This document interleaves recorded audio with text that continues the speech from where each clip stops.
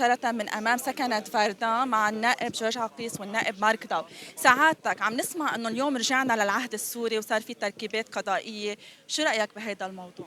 يعني أكيد ما رح نقبل إنه ترجع الأيام السوداء اللي عشناها واللي دفعنا ثمنها دم ودفعنا ثمنها أغلى شهدائنا لنتخلص من زمن الوصاية. مش رح يرجع وصاية مقنعة.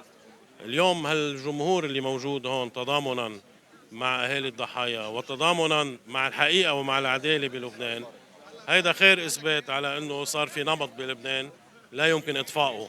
وكل محاولات السلطة للعودة إلى زمن غابر لن ينفعها. أنا برأيي العدالة اليوم في لبنان أمام محك كبير، إما إظهار الحقيقة في جريمة العصر، وإما الذهاب يعني نحو مواجهة حقيقية بين الشعب اللبناني بكل أطيافه وبين سلطة تستميت من أجل إخفاء الحقيقة في لبنان ومن أجل اضطهاد أهالي الضحايا.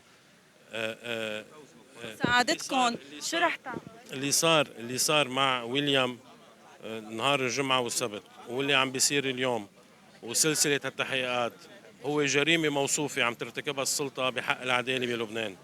هذه الأجهزة الأمنية اللي بعض رؤوسها ملاحق من قبل المحقق العدلي، القضاء اللي عاجز تماما عن ملاحقة أي فاسد في لبنان الذي لم يكشف أي جريمة بلبنان، ما يجوا يتبهوروا على أهالي الضحايا بلحظة غضب ومبرر هذا الغضب. وعم نشوف هؤلاء الأهالي ما عم بيتحركوا إلا وقت يشعروا أنه هناك محاولات لتعيين قاضي رديف.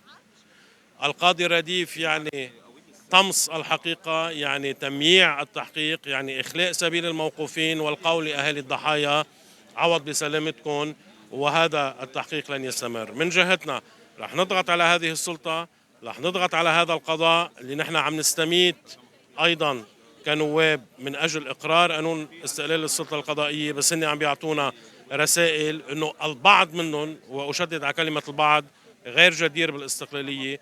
من جهة الضغط على القضاء في لبنان، ومن جهة أخرى الضغط من أجل تعيين لجنة تقصي حقائق دولية من قبل مجلس حقوق الإنسان في جنيف، وهيدا أمر عم نتابعه بشكل وثيق لاختراق جدار اللامبالاة الدولية اللي عم نشوفها.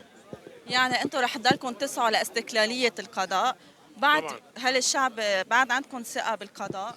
بعد في عناصر بالقضاء جيدة ولا كلها أكيد بدها نسفة؟ أكيد أكيد القضاء يحتاج إلى تطهير نفسه. أكيد من أصل 500 قاضي يمكن في 200 قاضي ما بيستجمعوا مواصفات القاضي المستقل، ولكن ال 300 الباقيين، وأنا عم بعطي أرقام منا دقيقة، هودي بيستحقوا إنه نوقف حدهم. ولو كان قاضي واحد شريف وحر الضمير وشجاع في لبنان، هذا القاضي الفرد يستحق إنه كل الشعب اللبناني يلتف حواليه. شكرا لك. سعادتك سعادتك بس شو التحرك اللي رح تعملوه انتم كنواب لتقدروا تضغطوا على القضاء؟ خاصة عم نسمع انه القضاء مسيس وفي تركيبات قضائية. نحن الضغط يلي عم نعمله هون إن نوقف مع أهل الحق ونتابع هيدي الملفات وما نسمح للألاعيب تمرق لا من فوقهم لا من تحتهم.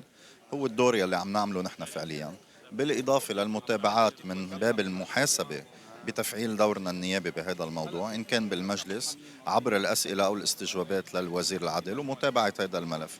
وبرأيي مش بس هيك، يضاف عليهم كمان إعلاميا نحن قادرين نحرك الجو بشكل كتير كبير لصالح الأهالي، وهيدا من الاشياء اللي نحن عم نشتغل على أساسها. انتم عندكم حصانة نيابية وعم نسمع انه ما عم بخلوكم تفوتوا تدعموا اهالي الضحايا من جوا. هلا حضرتك فتت مرة الماضية بس في كتير نواب بقيوا برا. لا بتصور قدر أكتر من حدا يفوت. هلا بفهم ما يكون في 40 نايب جوا يعني، بس بالعكس عم نقدر نفوت، وكان في تعاون معنا من قبل الأمن الدولي. وما بتخيل اليوم بتحري بيروت بيكون غير موضوع، مع انه اليوم بتصور بيكون مفروض يكون اسرع. في 10 محامين رح يفوتوا مع المستدعين كلياتهم وينعمل معهم الاستجواب اللي لازم ينعمل، بيعملوا محضر بيختموه بتلفنوا للقاضي. القاضي يعني توقعاتكم اليوم تكون مسهل القصة مش مثل ما صار مع ويليام نون. ان شاء الله نتأمل. يعطيكم يعطيكم العافية. إذا مثل ما استمعنا إلى النائب مارك داو توقعاته اليوم أنه تكون مسهلة الأمور، مثل ما استمعنا للنائب جورج عقيس أنه القضاء لازم يتحرر، لازم يطهر نفسه، لأن بعد فيك بعض القضاة المسيسين، وهيدا الشيء رح يتم من قبل النواب يلي هن عم يسعوا لتحييد القضاء لحتى ما يكون مسيس ومسير من بعض المافيا أو من بعض عفوا القوى المسلحة. إذا هذه هي الأجواء من أمام سكنة بربر في فردان. ابقوا معنا سنوافيكم بكل جديد. كانت معكم رودا بدر، لبسي آن نيوز.